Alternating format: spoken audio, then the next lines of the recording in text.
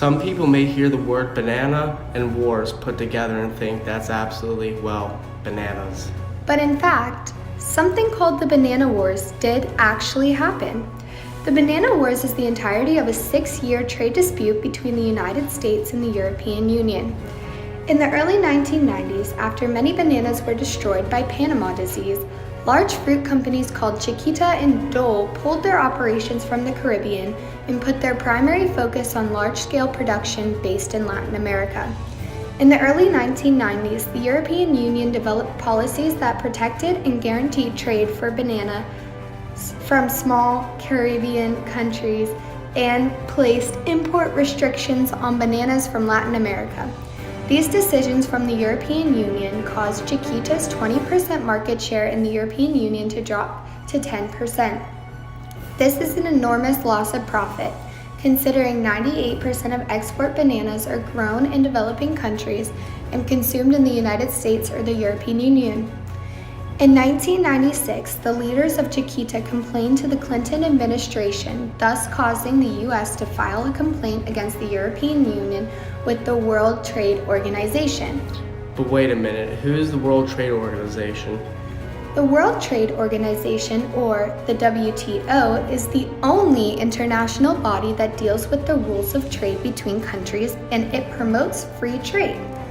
The WTO possesses the power to legislate on disputes and coordinate new rounds of negotiations to allow for trade with minimal obstacles. Okay, so what did they do about the controversy between the US and the EU? Well, the US ultimately won the dispute and the European Union had to change its regulations, but the war wasn't over there. Why? The WTO made the EU change its rules so everyone should be satisfied. Not exactly. After the WTO's ruling that the US continued to claim that free trade when it came to bananas had not been restored, while the European Union insisted it had changed the regulations and rules.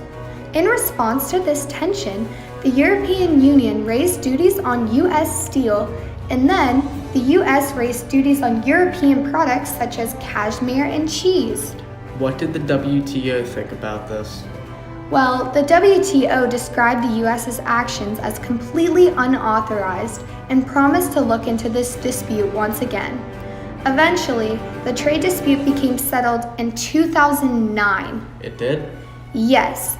Under the new agreement, the European Union will continue to grant tariff-free access to its former colonies, but it did also, in fact, agree to reduce tariffs on Latin American bananas from $176 a ton to $114 a ton by 2017. Okay, I understand why the banana wars occurred and how it was resolved, but why is it important? Ah, yes. Good question. Some people felt as though this dispute threatened the entire existence of free trade, while others felt that the banana wars would inevitably lead to global instability within the economies. It is not only affecting the profits made from big banana business tycoons, but it affects thousands of workers whose life and families' lives depend on the income earned by the banana industry per day. Wow, I didn't know it went that deep. Yes, it's bigger than just fruit. So what kind of lasting effect did all of this have on the world? Well, the import duty that the United States put in place on a number of European products works as a bond that the European Union must pay to U.S. Customs if the World Trade Organization in the future finds the tariffs to be justified. This threatens the European Union's exports and puts thousands of jobs at risk, thus causing instability in Europe. The developing world carries an even bigger risk. Half of the entire Caribbean economies rely on the banana industry to ensure basic needs. If the European Union was forced to end its policies protecting trade with the Caribbean without giving the countries proper time, the entire economy could collapse. Let me guess, it goes even deeper than that. How did you know? 71 African, Caribbean, and Pacific states are subject to the Loan Convention. The Loan Convention is an agreement created in the 1970s which commits the European Union to promote trade within its former colonies. Under the terms of this agreement, the European Union offered preferential terms for bananas imports from the Caribbean. If the WTO forces the European Union to dissolve or disavow the Loan Convention, new free trade agreements are most likely going to be made, which subjects these developing countries to the entirety of a free market. This could disrupt or destroy the entire economy of these developing countries. It's amazing how much trouble a couple bananas caused. It's also crazy how one fruit can be so important to the stability of an entire world. Bananas are extremely important imports and exports, even in the world today. And as you know, money is everything in today's society, and bananas can make a lot of money. The fact that the trade wars can finally be settled and done with is cool bananas. But just to put it into perspective for you of why bananas are so important to you and many other Americans alike, according to the United Nations, the United States alone consumes 6.4 billion pounds of bananas per year.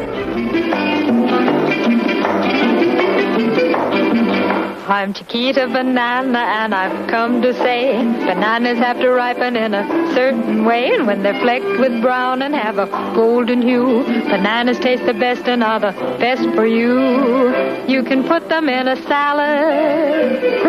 No, not yet, my dear. That greenish way you're looking means that you are ripe for cooking. How about me? No, when you are fully ripe, my dear, those little flecks of brown appear. Me?